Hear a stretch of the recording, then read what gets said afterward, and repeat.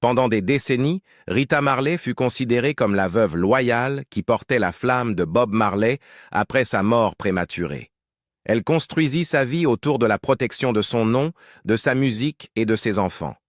Mais derrière cette image de force se cachait une femme hantée par des murmures selon lesquels la vie amoureuse de son mari avait laissé des cicatrices bien plus profondes que le public ne l'avait jamais imaginé. Lorsqu'un test ADN révéla des décennies plus tard l'existence d'un enfant secret, le monde soigneusement préservé de Rita commença à s'effondrer, et avec lui, l'unité fragile de la famille Marley. L'union compliquée. Lorsque Bob Marley épousa Alpha Rita Anderson le 10 février 1966, peu auraient pu imaginer la tempête qui les attendait.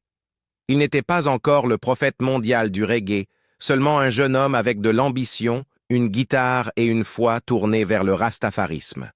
Leur mariage, béni dans l'église orthodoxe éthiopienne, symbolisait un lien censé être spirituel, indestructible et éternel. Mais dès le début, des fissures apparurent sous la surface. La vision de l'amour et de la liberté de Bob, façonnée par les idéaux Rastafari, ne se traduisait pas toujours par la fidélité à la maison. Ce que Rita pensait être un partenariat d'égal à égal se transforma souvent en une épreuve d'endurance. À la fin des années 1960, la vie avec Bob fut marquée autant par la difficulté que par l'espoir. L'argent manquait, l'industrie musicale était impitoyable et la Jamaïque oscillait entre pauvreté et agitation politique. Rita vendait des disques dans les rues, parfois même de la nourriture, simplement pour aider à maintenir leur petit foyer à flot. Elle donna à Bob non seulement sa loyauté mais aussi sa voix.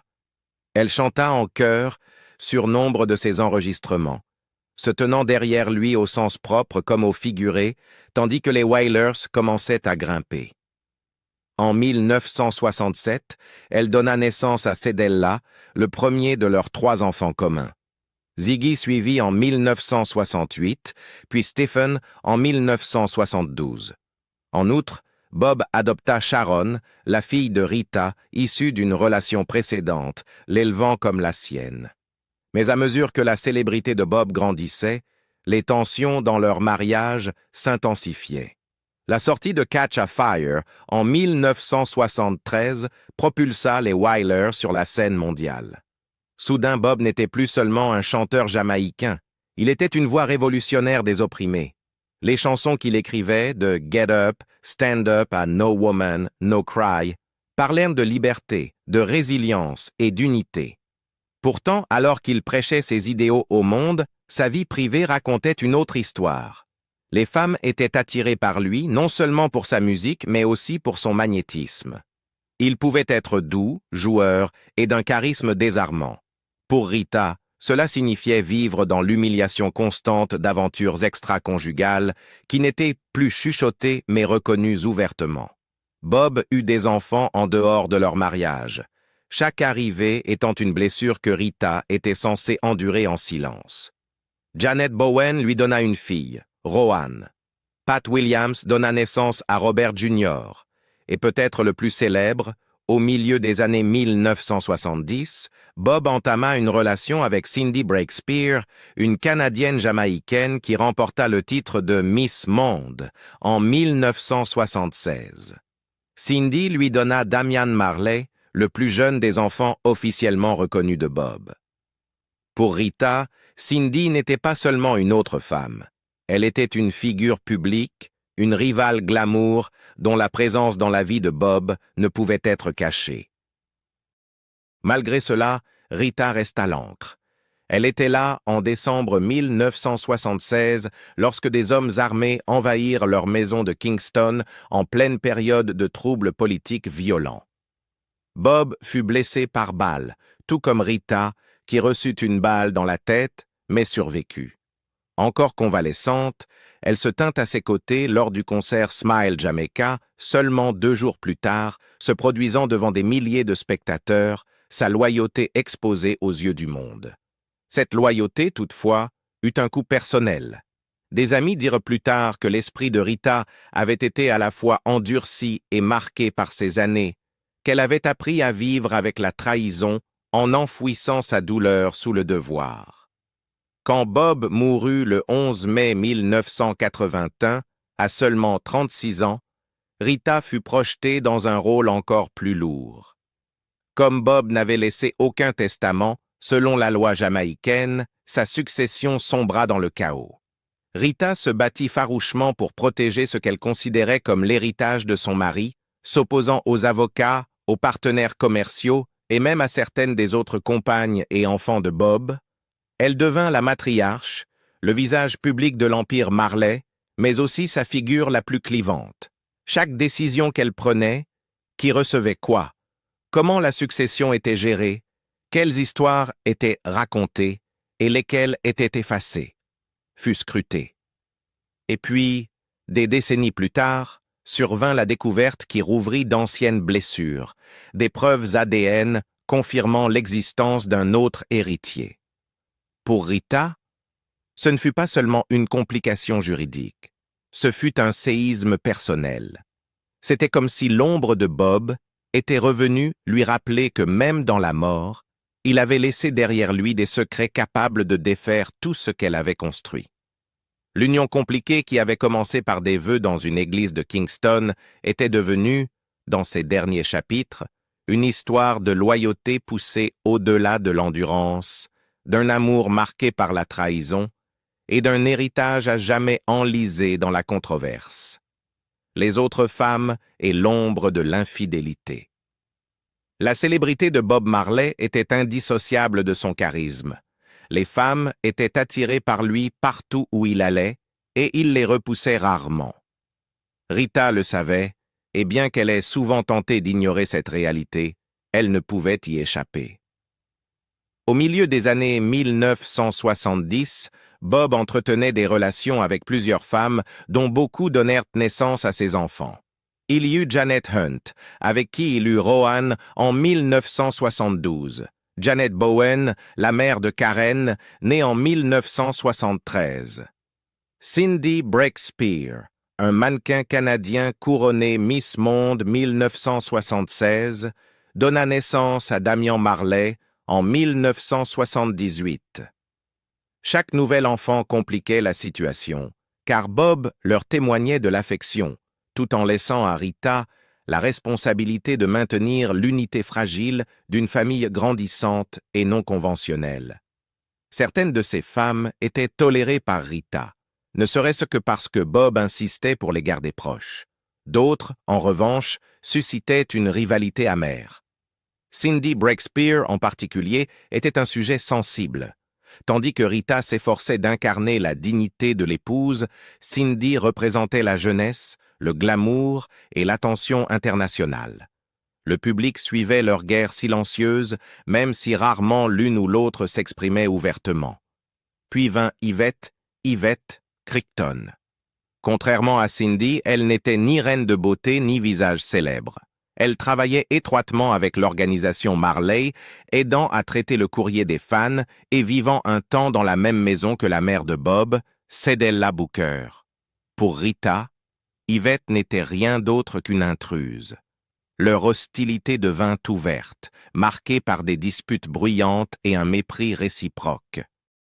En 1980, alors que la santé de Bob s'effondrait à cause d'un mélanome qui s'était propagé à son cerveau et à ses poumons, Yvette révéla qu'elle était enceinte. Bob, déjà en lutte pour sa vie dans des cliniques en Allemagne, ne confirma ni ne nia jamais la paternité. Mais il confia discrètement à sa mère, Cedella, que si l'enfant était réellement le sien, elle devait s'en occuper. Cette seule déclaration allait tout changer par la suite. À peine 2 semaines après la mort de Bob, le 11 mai 1981, Yvette donna naissance à une fille nommée Makeda Janesta Marley.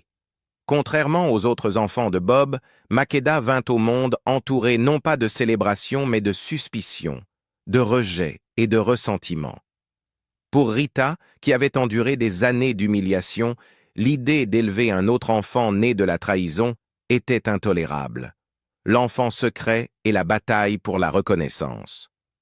L'arrivée de Makeda en mai 1981 à peine quelques jours après les funérailles de Bob, fut plus que ce que Rita Marley pouvait supporter. Pour la veuve, qui avait passé 15 ans à affronter les tempêtes provoquées par les liaisons de son mari, ce nouveau-né représentait l'affront ultime. Rita refusa d'abord de reconnaître le bébé comme membre de la famille Marley, affirmant qu'Yvette avait inventé cette histoire afin de s'assurer une part de la fortune croissante de Bob. La succession Marley était déjà un champ de bataille. Bob était mort intestat, sans laisser de testament. Selon la loi jamaïcaine, sa veuve et ses enfants reconnus pouvaient hériter, mais la question de savoir qui comptait comme enfant reconnu devint rapidement la source de querelles amères. Rita était déterminée à protéger la part de ses propres enfants. À ses yeux, l'existence même de Makeda menaçait de diluer ce que, elle et ses enfants, avaient sacrifié pour préserver. Pendant des années, Yvette se battit pour que sa fille ait une place parmi les héritiers Marley. Elle vécut modestement en Pennsylvanie, loin des paillettes de Kingston et de la richesse générée par le nom de Bob. Elle s'appuyait sur le fait que la mère de Bob, Cedella Booker, avait un jour reconnu l'enfant comme étant du sang de son fils. Pourtant, sans preuve tangible, les revendications d'Yvette furent écartées. Rita et ses alliés les considéraient comme de l'opportunisme. Alors que l'empire Marley s'étendait dans les années 90 et 99, via Tuff Gong International, les albums posthumes et les contrats de merchandising, l'exclusion de Makeda devenait de plus en plus flagrante. L'ironie était cruelle. Tandis que les autres enfants de Bob, même ceux nés hors mariage, étaient accueillis dans le cercle familial, cette Benjamine restait dans un vide juridique et affectif. La différence ne tenait pas à l'enfant elle-même, mais à la querelle entre deux femmes qui avaient toutes deux aimé le même homme. Dans les années 1990, l'arbre généalogique des Marley devint une fascination publique. Les journalistes énuméraient les 12 enfants officiels de Bob, mais Makeda n'était souvent mentionnée qu'en note de bas de page. Si tant est qu'elle le fût. Elle grandit en sachant qui était son père, mais sans la validation ni le soutien dont jouissaient ses demi-frères et sœurs. Ce n'est qu'à l'âge adulte qu'elle commença à parler pour elle-même, affirmant à qui voulait l'entendre qu'elle était bel et bien le dernier enfant de Bob Marley. Mais la confirmation définitive ne viendrait que des années plus tard, lorsque la science entrerait enfin en jeu. Les tests ADN, une technologie inexistante au début des années 1980, apporteraient une vérité que personne, pas même Rita, ne pourrait nier. Et lorsque cela arriva, la réaction au sein de la famille Marley fut explosive. Le test ADN et l'effondrement de Rita. Au cours des années 2000, les tests ADN étaient devenus un outil incontournable dans les litiges familiaux.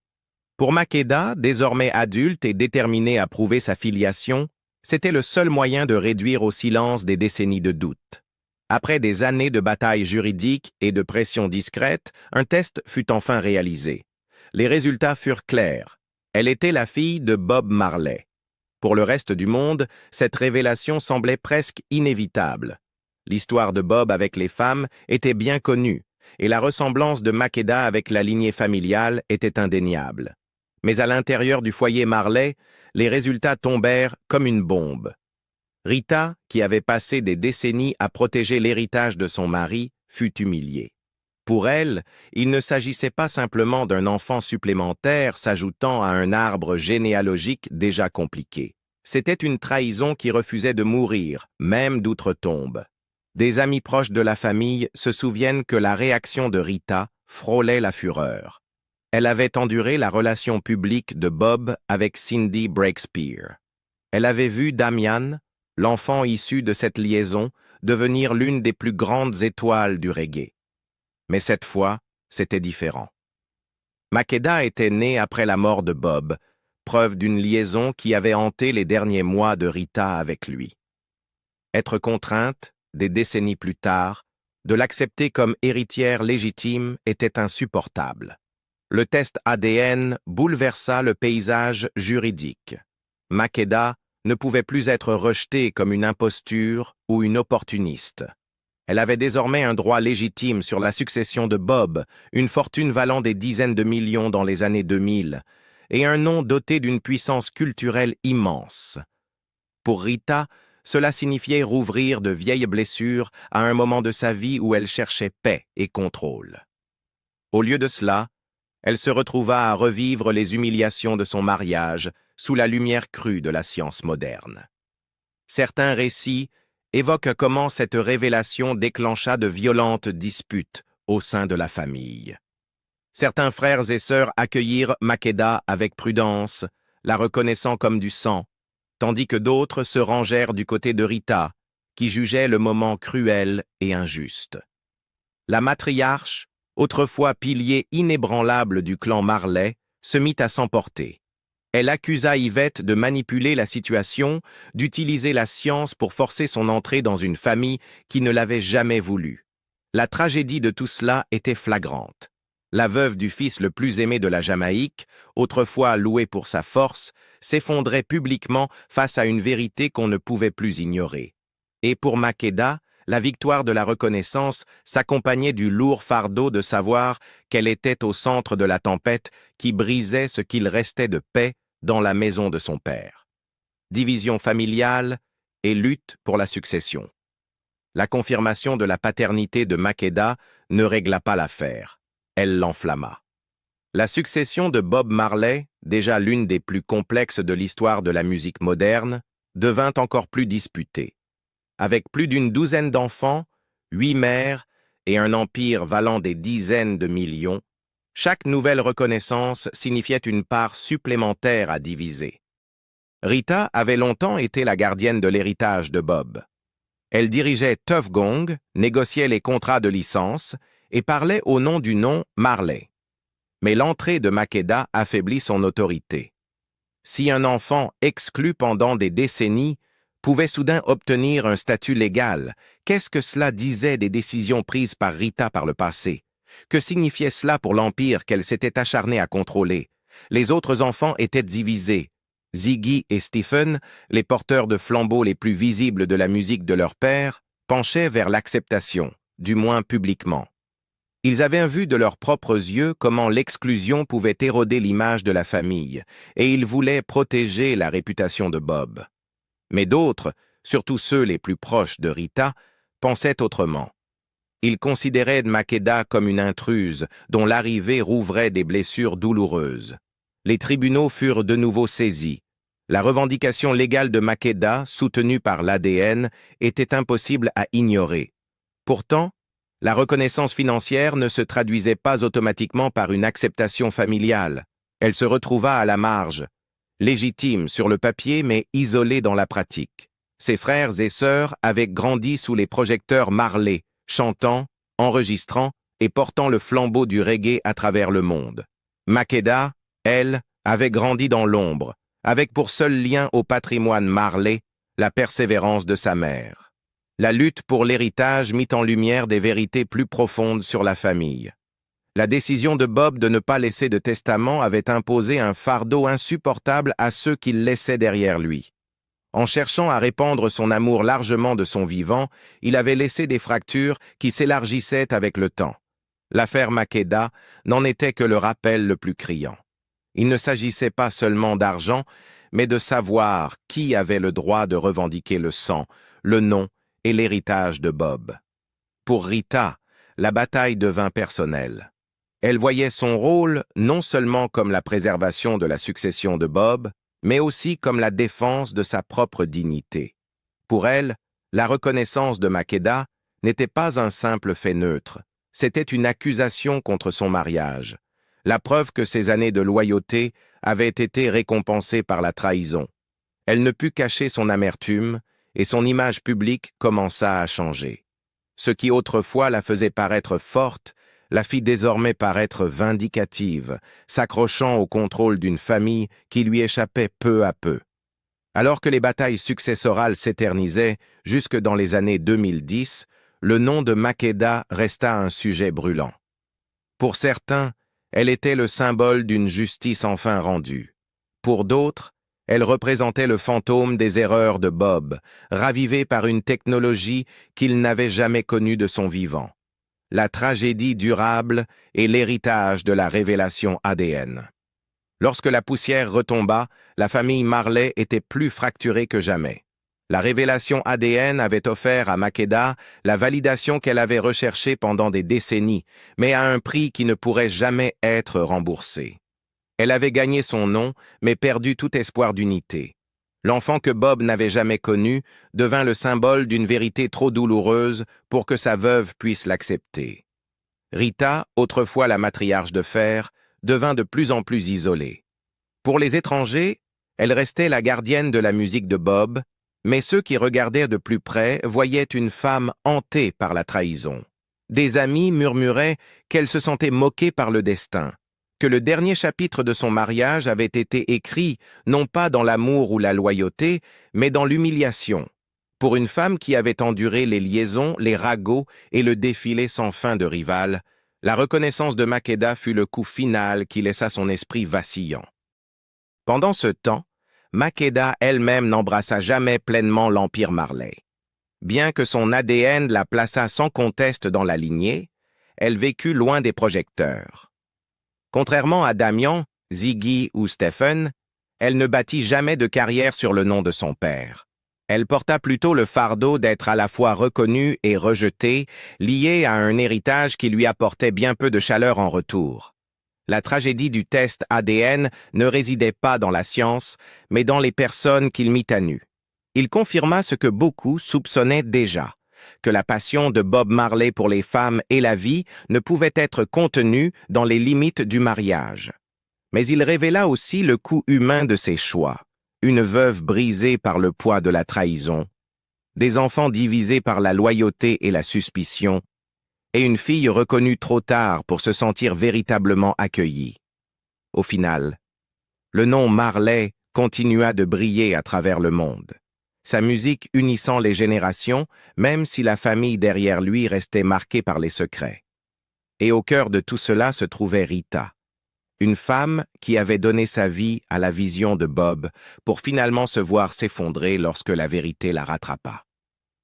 Les chansons de Bob Marley parlèrent d'amour, de liberté et d'unité. Mais sa propre famille resta déchirée par les vérités qu'il n'avait jamais réglées de son vivant. Pensez-vous que Rita avait raison de résister à la reconnaissance de Makeda ou aurait-elle dû l'accueillir comme une pièce supplémentaire de l'héritage compliqué de Bob? Partagez vos réflexions ci-dessous et n'oubliez pas de liker et de vous abonner pour plus d'histoires inédites.